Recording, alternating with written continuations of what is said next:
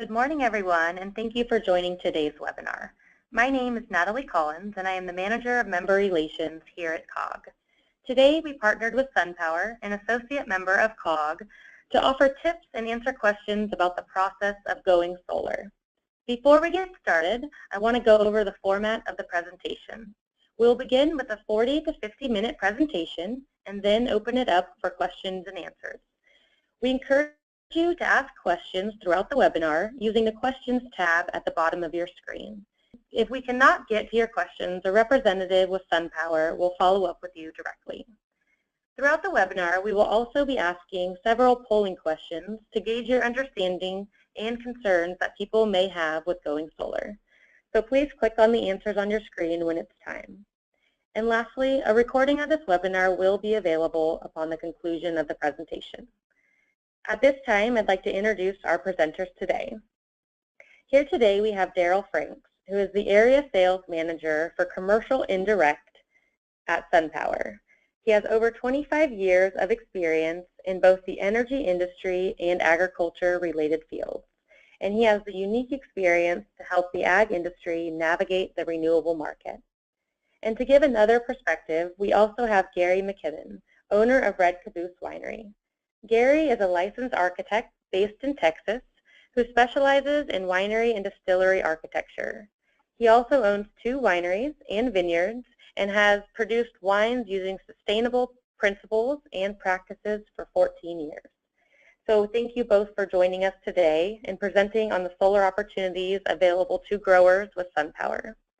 Now, without further delay, I will turn the presentation over to Daryl. Thank you, appreciate it. Thank you everybody for joining. First, I'd like to go over our agenda for today.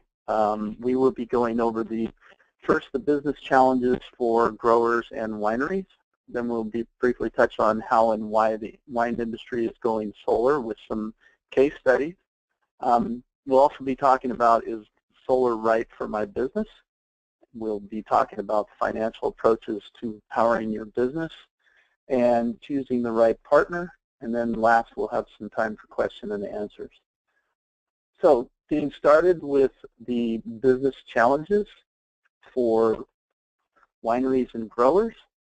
So as we know, costs are constantly rising for growers, and with the recent passages of the minimum wage and also expansion of overtime to farm workers with the changes in the exemption laws, the labor cost is consistently going up.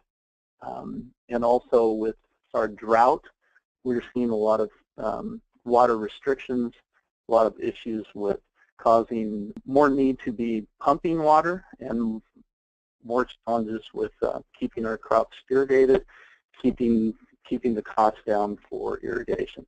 Both of these issues are causing us to see the more mechanization on the rise for water efficiency, which also costs more in power. At the same time, customers are becoming increasingly aware of sustainability and wanting to see their products that they buy have more of a sustainability. Moving on to business challenges for rising electricity costs. As we've seen in the last 16 to 20 years, the energy cost in California has seen a 53% increase in electricity prices since 2000, which equals about a 3.4% year-over-year average. Cost is one of the most fundamental aspects of agriculture, and power continues to rise.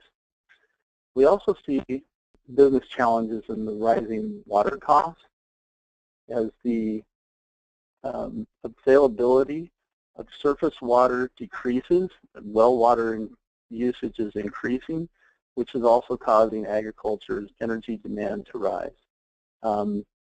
California, as an average, has seen a decrease of over 30% in the last 10 years of the surface water, which is causing the electricity industry to increase prices at a dramatic rate. So next we're going to have a polling question. Please vote on your screen. What is your biggest challenge when it comes to energy and water?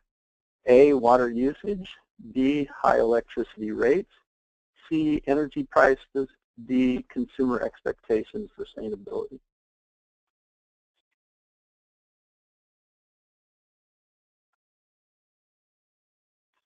And that's about high electricity rates is 56%, energy prices at 22, water usage at 11. So pretty average response for California.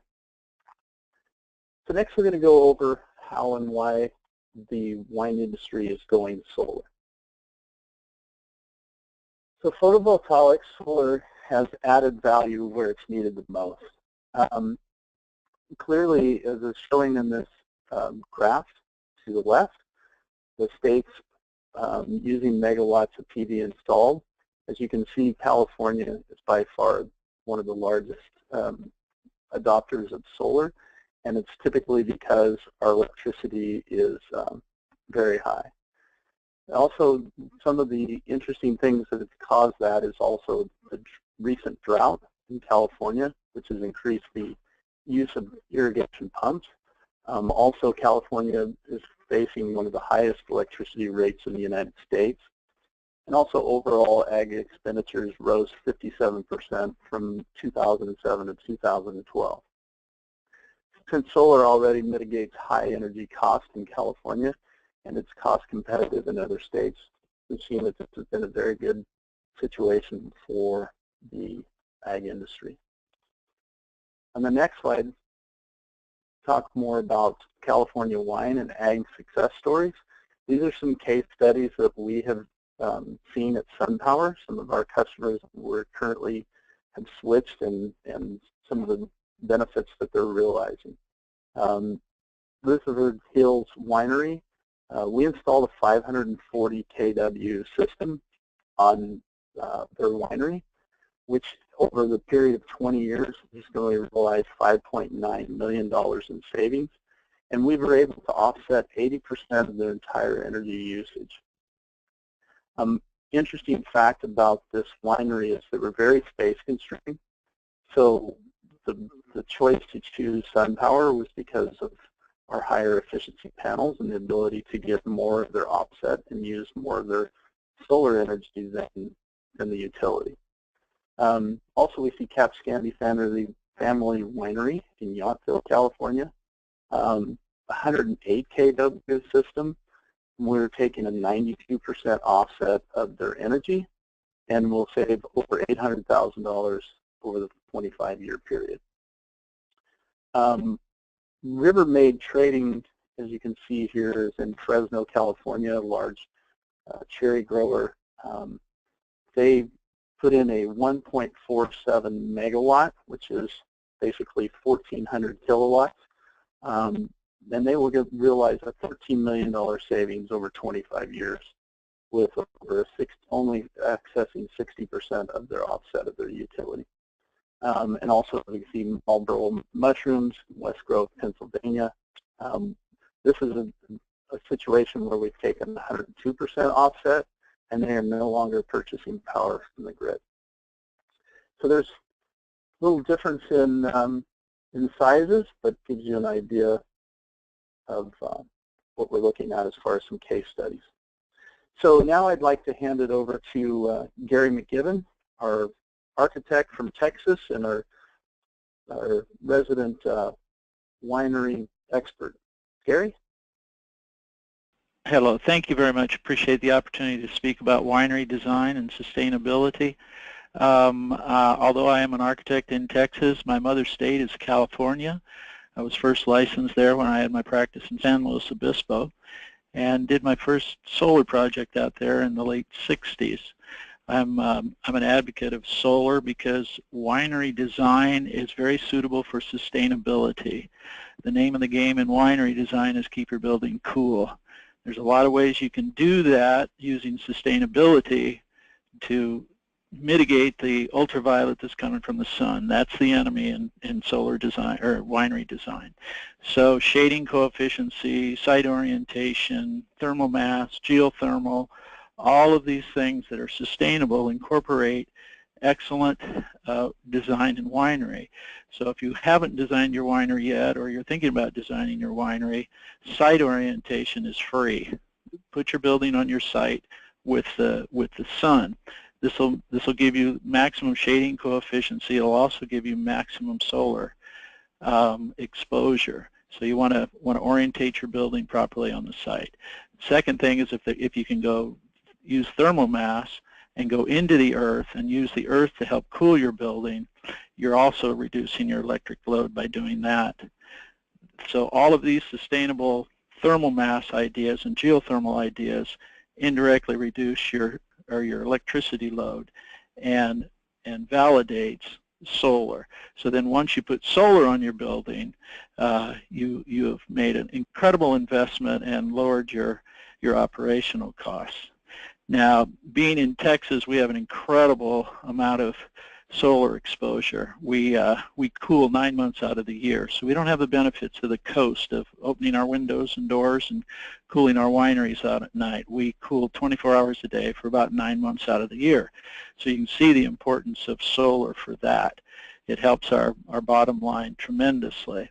The other thing in Texas that we advocate almost on all of our projects, depending on the size and depending on your roof area, if you can put your solar on your roof, it is very beneficial because you get a shading coefficient on your roof. In Texas, by putting our solar on our roof, we reduce the heat on the roof itself by about 30 degrees. Well, that's another way to help keep your cooling loads down. So we always try and use that shading coefficient. And if it's a ground-mounted system, figure out a way that you can use that shade. That shade is money in the bank.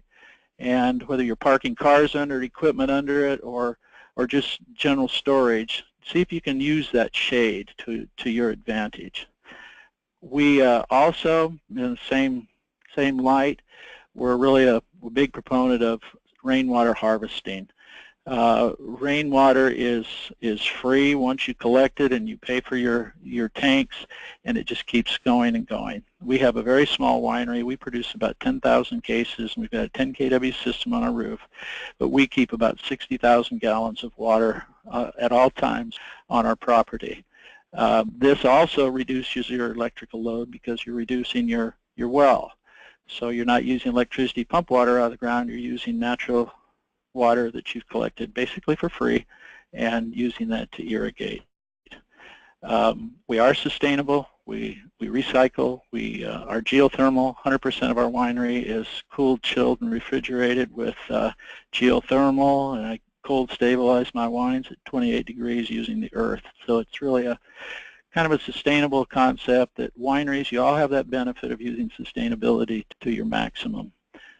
These photographs are just a few little photographs. We do smaller projects than Daryl does, but we've done 19 wineries and all of them have solar, and all of them are very happy that they've used it, and I would certainly encourage all of you to use solar whenever you can. So thank you very much. Appreciate the opportunity of speaking with you. Thank you, Gary. Appreciate that. So next we're going to talk a little bit about is solar right for my business. And first we're going to have a quick polling question. Remember to vote on your screen.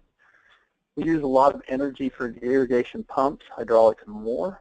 We own our building and land and have a long-term lease. And by the way, you can check as many boxes you check the boxes that apply best to your business. We're looking for ways to save money and increase income. We are interested in energy independence.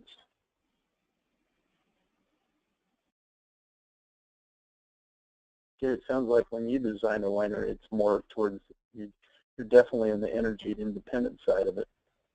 Yes, I am. We try and minimize the need for outside energy any chance we can through quality design. Looking for ways to save money is our leader at 80%. We use a lot of energy for irrigation pumps and hydraulics. Interesting. So now we're going to talk about the ways to power your business. So there are generally two ways to power your business. Gary actually had some other ideas of geothermal, but when you're looking at energy, we look at it as in two basic ways to power your business. One is to continue doing what you've always done by buying your power from the utility. With this option, you're limited in your ability to control your energy costs, and it usually means cutting usage or limiting the time of your usage and when you do it. Unfortunately, these options are challenging for the ag industry.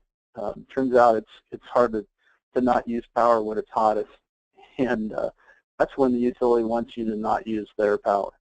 So their demand charges, their higher kilowatt hour charges are typically when in the ag industry you need the power the most.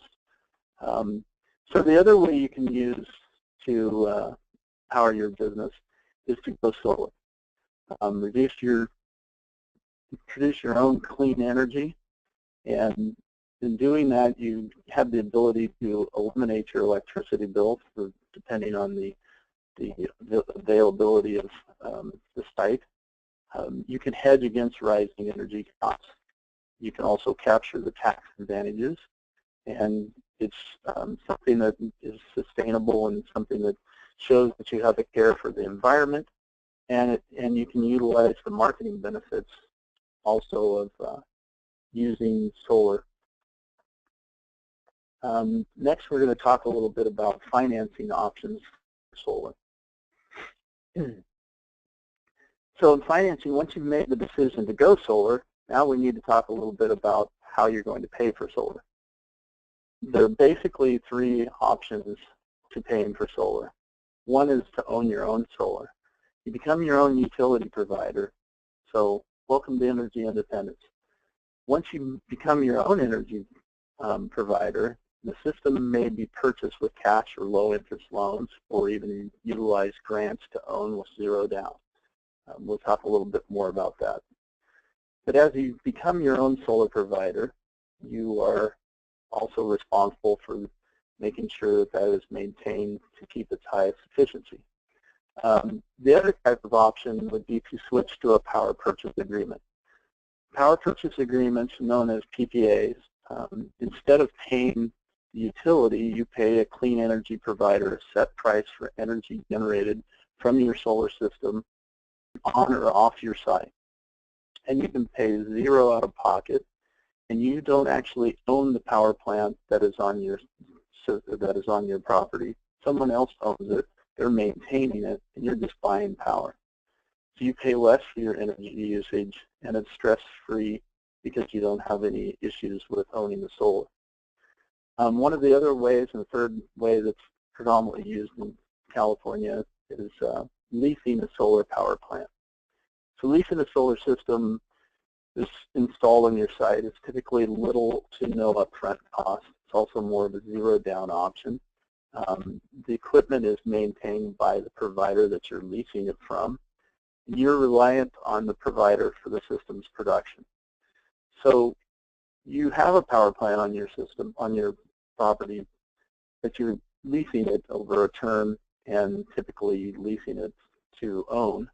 Some of the things to think about on a leasing solar system is that it does affect it does hit your balance sheet. So as we all know, there's certain pros and cons for leasing a solar system. Also, we could talk a little bit more on the next slide about financing options for solar and how you own it. So owning your own solar, pay for the system with cash or purchase the system using loans. You can establish a plan for operations and maintenance from the contractor or the panel manufacturer. And also, there are some options to purchase a performance guarantee. So one of the most important things when you're looking at owning your own solar system would be to also do a lot of due diligence on the warranty of all components of that solar system. When you're looking at a solar system, you're looking at the racking, the wiring, the inverters, and the solar panels. Each one of those would have their own type of warranty associated with it. So it's very important that you make sure that you read all the hidden small print to make sure you're getting the full benefits. So in the solar option, when you're purchasing it on your own for cash, you're taking the full benefit of the useful life of the system. So typically you'll have a payback period. It's very important that you pay attention to the payback period, because some of these systems can last anywhere from 20 years to 40 plus years. So the heart of the solar system being the solar panel, it's very important to make sure that they have reliability. Also, that gives you the ability to obtain the greatest total savings. Obviously, when you're paying cash for it, you're not paying the finance charges.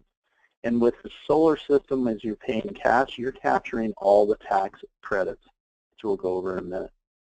And this will give you the lowest cost of capital. Next, we're going to talk about a power purchase agreement. So with the power purchase agreement, how it works, the vendor installs a solar system on your property and sign a land use or site license agreement. You'll enter into an agreement that's 20 to 25 years to purchase all the power from the photovoltaic system. The vendor will sell the system to typically a third party and contracts with you for the operations and maintenance, and will actually contract with them, with the people that they sell the system to. You buy the power as it's produced from the system. So every kilowatt hour that the system produces, you purchase it at a lower rate. Some of the key benefits is there's no upfront capital required. You can get an agreed upon rate for up to 25 years. And this type of financing is an off-balance sheet financing. This is basically like switching utility providers. There's no maintenance costs, and the third party the person that you're purchasing the PPA is typically the one that utilizes all the tax benefits. One of the key things to think about with a PPA is some of the key questions to ask is the PPA provider also the panel manufacturer? Are they vertically integrated?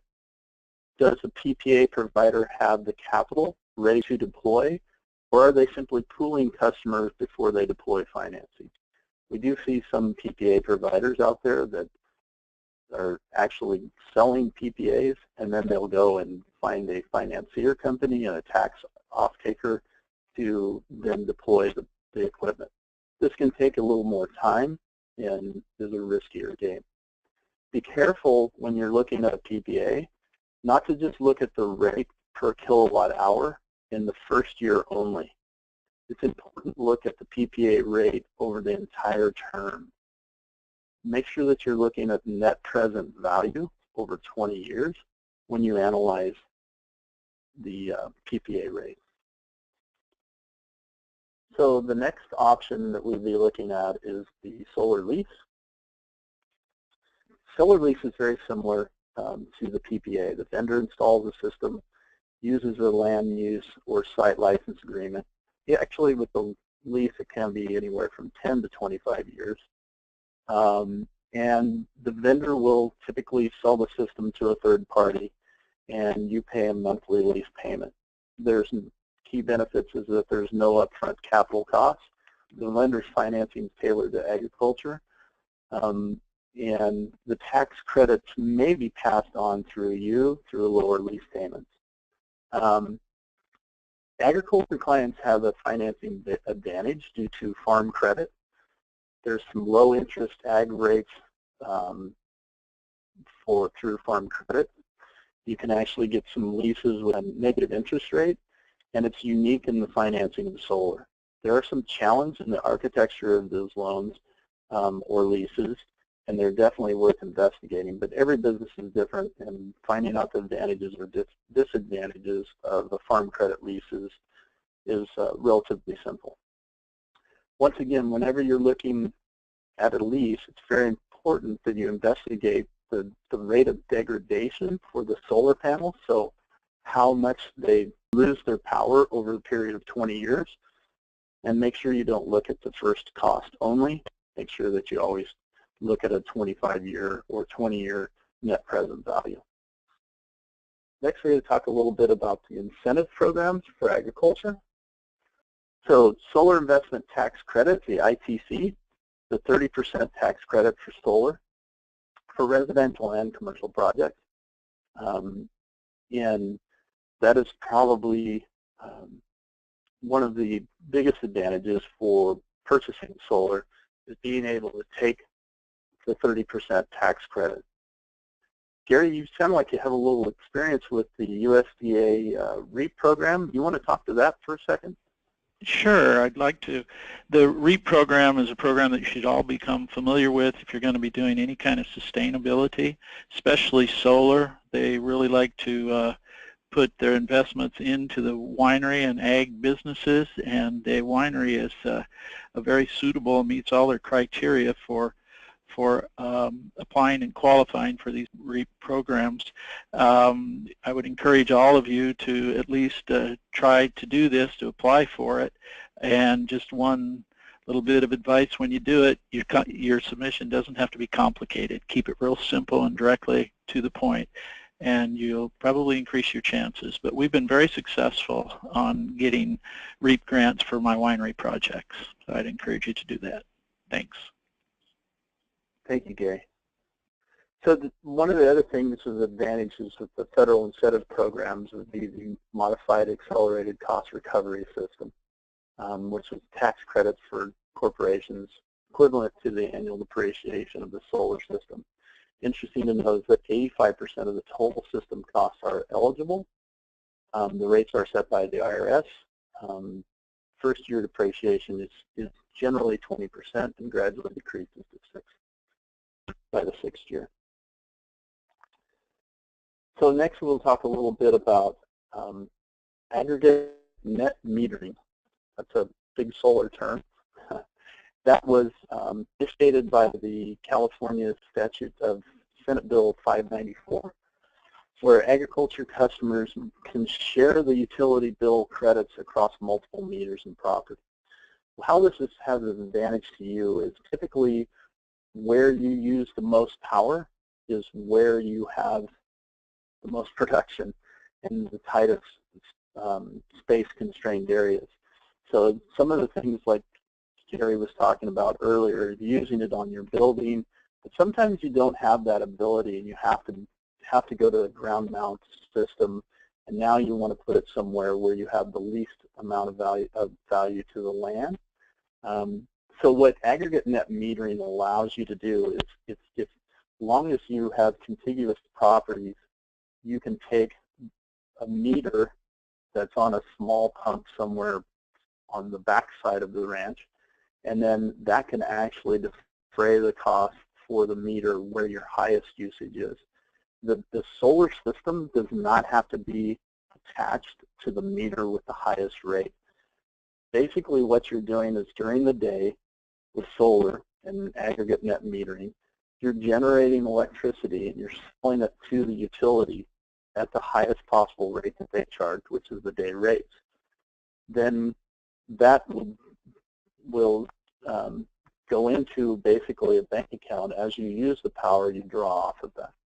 So you're able to build, say you needed a megawatt of power, but yet you don't have the area next to your biggest bill meter. You can actually put it somewhere else. As long as it's all in the same contiguous property, then you can defray that cost. So next we have a polling question. What is your biggest concern regarding adding solar? Cost for implementing solar, the long-term benefits, best options for my business, implementation time frame, or maintenance?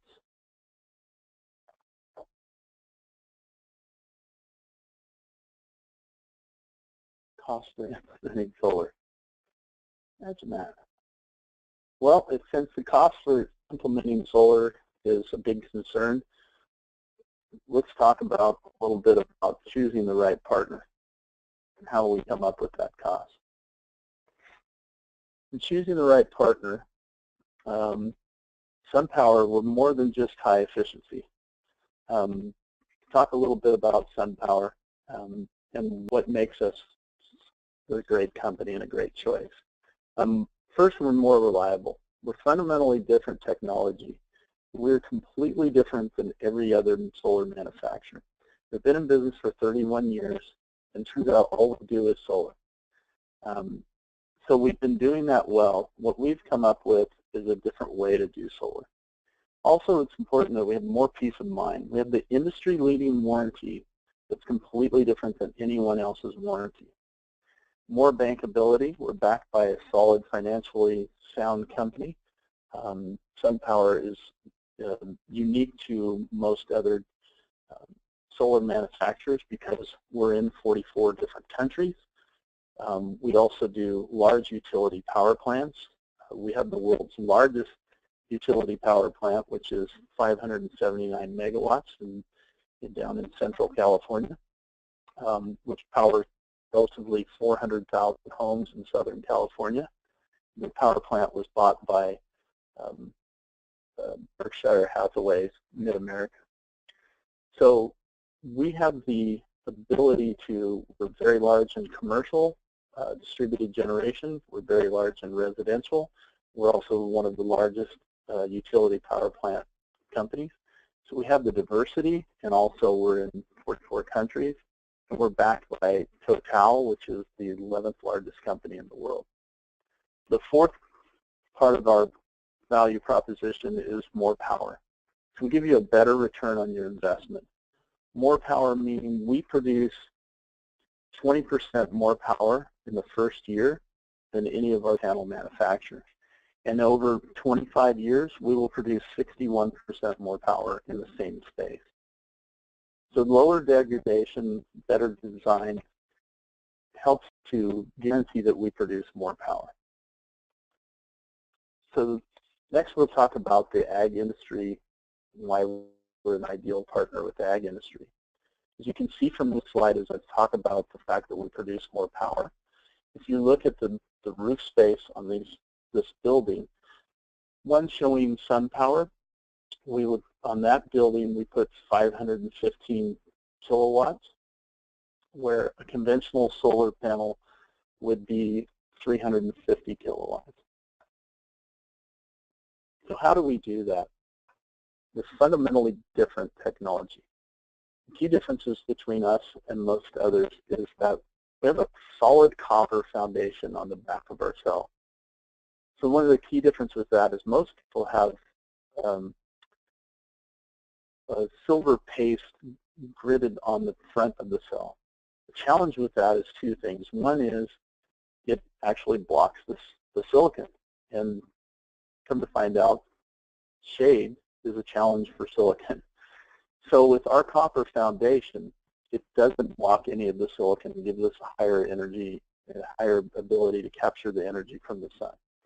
Also, because of the copper foundation, we've figured out the ways that solar panels fail, and one of them is from cracking. So with the copper foundation, we're able to make a more stable cell. It's also infused with tin alloy, so it's absolutely impervious to corrosion. With the construction of our cell, what we've done is we've figured out a way to engineer out the issues with solar and how the panels degrade. If we look at the common ways conventional panels degrade, in a large study of many solar panels manufacturers, a very large study done by John Wolgemuth, who is considered the father of solar panel reliability and actually works at the National Renewable Energy Lab. He did a very long study over 15 years of why panels fail.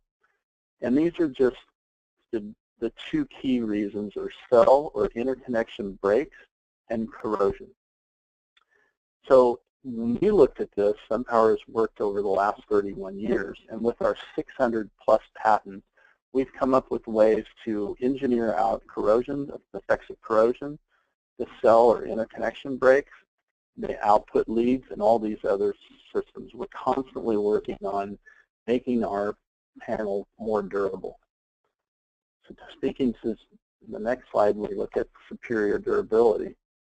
We also have numerous systems out in the world that we actually monitor. not only our panels, but other panels from other manufacturers.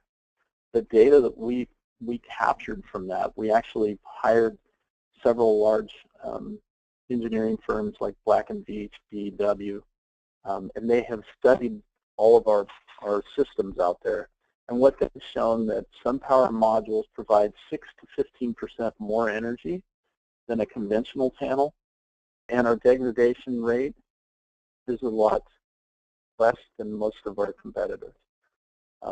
Typically, we see anywhere from 0.7 to 1.0% degradation on other competitors' modules, where SunPower's is around 0.25. The other leg to that stool is our warranty. We actually warrant 9% more energy than most of our competitors. But what we have with our warranty is what we call 25, 25, 25. It's 25 years we warrant the production of how much that panel will produce. And for 25 years, we warranty all the workmanship on that panel. So if the electrical box falls off the back, we warranty it.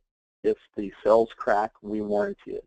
If anything goes wrong with the workmanship of that panel for 25 years, we will replace it. And then also for 25 years, we actually guarantee that we will come out, replace, remove, and reinstall any panels that fail free of cost to you. And there's no one in the industry that has those three things. It's very important. Most of our competitors have a 10-year or maybe a 12-year workmanship warranty. So what happens is at the end of 10 years, you find out that that panel's not producing what it should, and you call the company and have them come check it, and they say, you're right, it's not producing what it should, but unfortunately it's because the back sheet leaked, and that's a workmanship issue, and you're out of warranty. With SunPower, all those are covered. An important thing to know about SunPower is we're self-financed on our warranty with over $190 million that is set aside strictly to service our warranty. It's not a warranty that is guaranteed by a insurance company. So next we'll open it up for question and answers. At this time, if you guys have any questions, please feel free to type them in. But the first question is on the slide that talks about aggregated power and early adapters. They just want to know, what does an early adapter mean? Or an early adapter will get the benefit.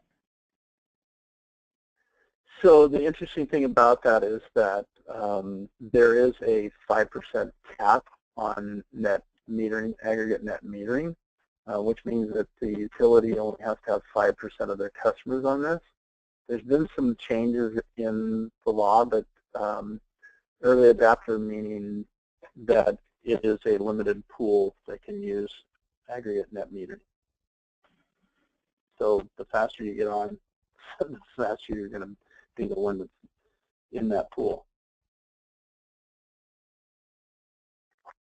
Perfect. And Gary, this one might be for you. What kind of goals do you typically set for wineries for energy efficiency? And how much energy can be reduced before solar is installed? Well, that's a pretty easy one to answer. The more, the better. We like in Texas, it's so hot, doesn't get cool at night, just gets dark. We try and get as much as we possibly can. You're going to want to follow your energy codes. I know California has energy codes, and you want to exceed those. Insulation is probably the cheapest investment and the fastest return on your money you can possibly do. And if you can't do it with the earth and doing thermal mass, you want to do it with insulation. And you want to get that building as energy efficient as you possibly can. And then by adding solar to your project at that point, you're going to reap a lot of benefits. But you want to get a very energy efficient building first. Thank you. Thank you, Gary. Daryl, this one might go back over to you. Is SunPower attached to a certain inverter manufacturer? And does the SunPower system fee include O&M training? So are we attached? Interesting question. We do have packages that we put together, which we call our Helix package, where it's our we manufacture the racking, the wiring, and then we use SMA inverters on that. We are probably the world's largest buyer of SMA, so they work very well with our panels. But as far as attached, I don't know if I wouldn't say we're attached. We do work with others, but for our own Helix products, we've chosen SMA for our inverter.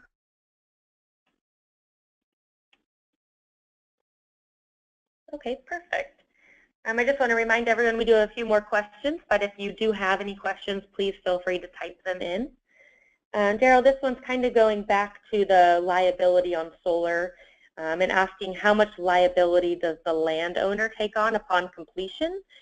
For example, if there was an issue with the solar attaching to the grid, who is liable for that? I would make sure that that was spelled out in the contract. Okay. That would be what was called an adder.